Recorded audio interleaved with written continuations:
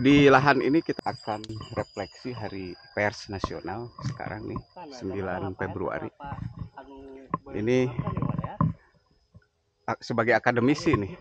Jadi tanggung jawab moral sebagai akademisi yang mendalami kebijakan media. Saya pemerhati dan sedang mengedukasi siswa di SMK Bakti Karya dalam kesadaran bermedia. Itu saja sih. Nah, dalam rangka Hari Pers ini ada beberapa poin-poin yang sebetulnya ingin menjadi highlight, ini perlu di highlight, disorot itu, terutama dengan media saat ini. Yang pertama dari level manajemen media saat ini tuh tidak bisa disamakan dengan media di masa lalu atau media konvensional gitu. Perusahaan media memang kan butuh office gitu, tetapi office-nya itu bentuknya bukan lagi fisik gitu. Office-nya itu sudah mobile karena tools, alat memungkinkan orang untuk bekerja di mana saja dengan perlengkapan apa saja sepanjang memang mumpuni. Bahkan hanya lewat satu gadget saja itu sudah perusahaan itu bisa dijalankan di situ. Jadi secara office sekarang media ngapain buang-buang uang untuk sewa kantor fisik gitu. Nah, office-nya itu ya kantor dari pola kerja, hubungan kerja antara siapa nanti yang akan mengorkestrasi media. Karena dari sisi SDM di media sekarang itu nggak bisa juga kayak dulu kan ada kontributor, reporter, redaktur, editor gitu, terus ada desain grafisnya khusus, malah terus sampai ke jajaran di redaksi, di atas redaksi kan biasanya tata usaha ya, tata usaha iklan, dan lain-lain. Bahkan ada pemiliknya kan, komisaris. Nah, sekarang tuh di alam yang media sekarang sebetulnya yang dulu diidam-idamkan, dulu tidak semua orang bisa menjadi komisaris di sebuah media ya, karena sahamnya itu terbatas gitu. Nah, kalau sekarang sahamnya itu adalah karya-karya lewat pembagian pola kerja yang memenuhi prinsip-prinsip persamaan, prinsip kesetaraan gitu. Sebetulnya lebih emansipatoris sekarang sih iklimnya, lebih terbuka ya. Lebih terbuka, siapapun bisa jadi komisaris, sekaligus redaktur, sekaligus editor gitu, sekaligus reporter gitu. Sekaligus kontribusi juga untuk media-media lain dengan aspek itu tadi, konvergensi media itu.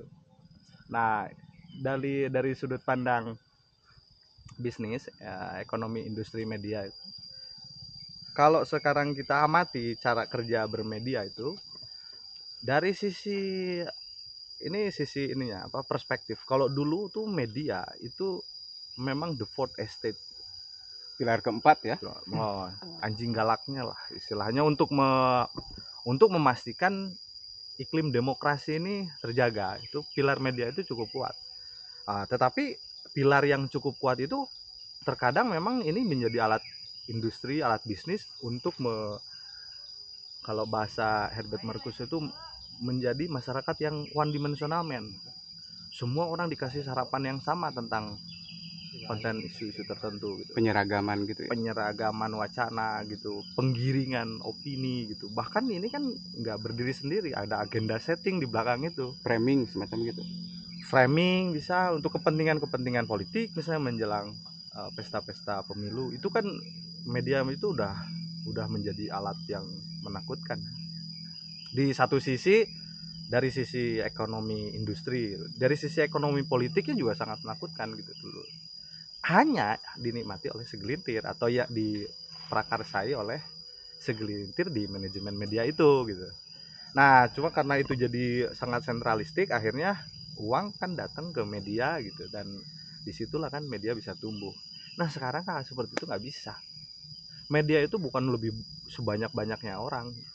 Asen Nielsen itu mungkin nggak akan dibutuhkan lagi untuk meriset berapa pengguna media gitu, berapa yang kena dampak media atau yang menerima pesan informasi. Itu udah nggak jadi soal. Media kalau mau sekarang survive itu harusnya mengubah bentuknya menjadi seperti PR dalam sebuah produk atau dalam sebuah perusahaan atau dalam sebuah institusi, lembaga, mestinya menjadi PR. Maksudnya tuh begini, untuk memelihara engagement orang-orang yang dengan karakteristik tertentu.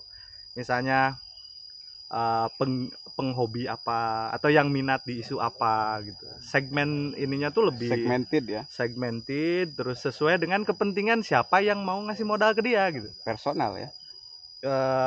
Sebenarnya lebih jadi kayak humas.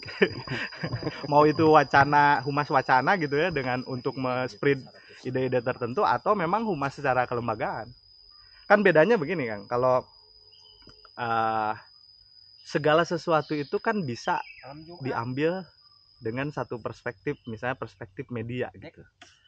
Tetapi ini juga konten media itu juga bisa diolah berdasarkan perspektif apa yang mau harus utamakan. Misalnya kalau ngomongin perspektif perempuan misalnya, segala sesuatu, informasi apapun bisa diambil kacamatanya dari satu isu itu.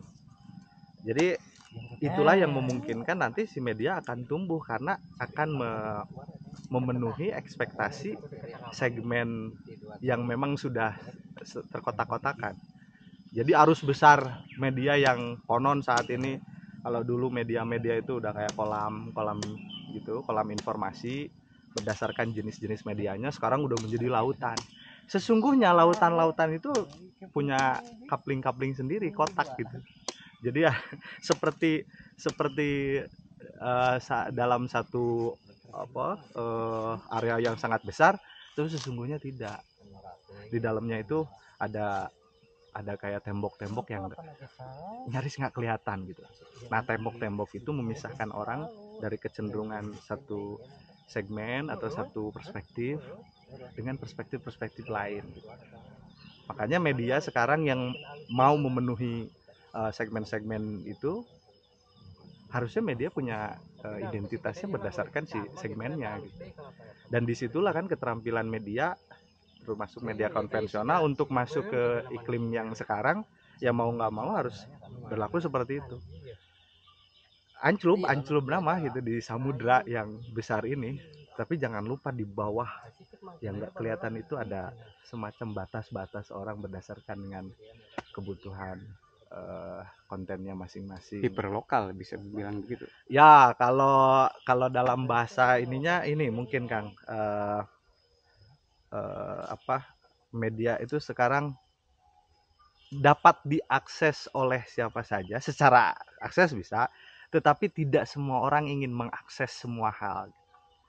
Jadi orang akan memilih isu-isu yang memang relevan untuk pekerjaannya, misalnya relevan untuk visinya, atau relevan untuk kebutuhan personal manusia-manusia itu. Penguatannya di proximity kalau begitu ya, kedekatan.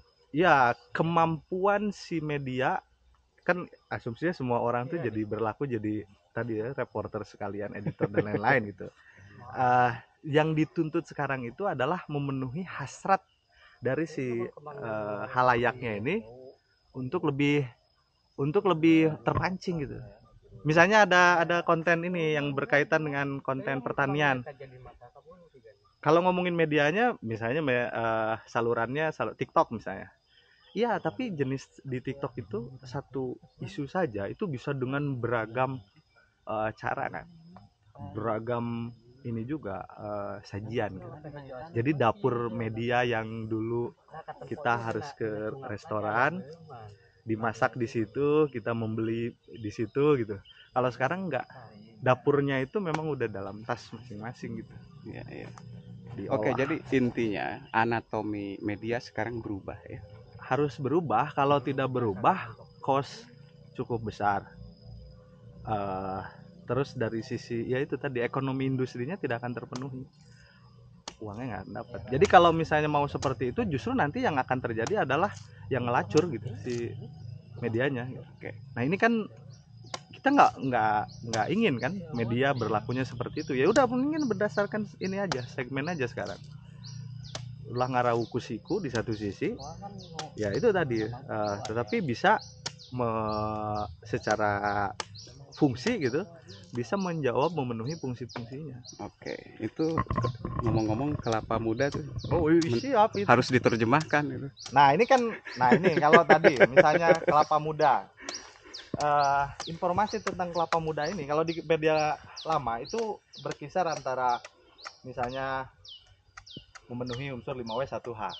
Media sekarang itu nggak perlu memenuhi 5W1H saja, itu sudah jadi konten yang bisa ini di spread di media. Contohnya saja, misalnya ngomongin soal asal usul kelapa ini, atau kajian kultural dari kelapa ini. Kenapa orang-orang sajian-sajian itu pakai kelapa? Ya karena ini perlambang ini planet. Iya, iya, iya. Nah, ngebahas soal itu saja kan nggak usah ada 5W1H gitu. Cukup Ya, yang satu bagus, unsur. ya yang bagus tetap akan memenuhi itu gitu. Tapi kan tidak harus gitu. Kalau how, bagaimana caranya Jack mengupas kelapa? Nah, itu kan Nah, juga. ini kan kalau dari sisi tradisi ini nggak lazim nih. Ada namanya kearifan lokal, ada namanya kearifan tradisi. Ini secara tradisi ini sudah memenuhi standar tradisi ini. Kelapa hijau. Karena nggak pakai golok gitu, ini pakai belati nih. Iya, iya, iya. Nah, terus ini jenis kelapanya, jenis kelapa di sini jenis kelapa hijau. Nah, jenis kelapa hijau itu cirinya pink atau Oh, iya. merah-merah. Ya, kelapa ini ya. Tapi disebutnya kelapa hijau. Hmm. Nah, jadi kalau kelapa itu bukan dilihat dari sisi luarnya, tapi dilihat dari ini nih. Kalau kelapa hijau justru ininya malah merah atau pink, tuh kayak gitu tuh. Ya. Kalau ini bukan kelapa hijau. Tapi buat diminum. Ya, nah kalau ini kelapa bekas.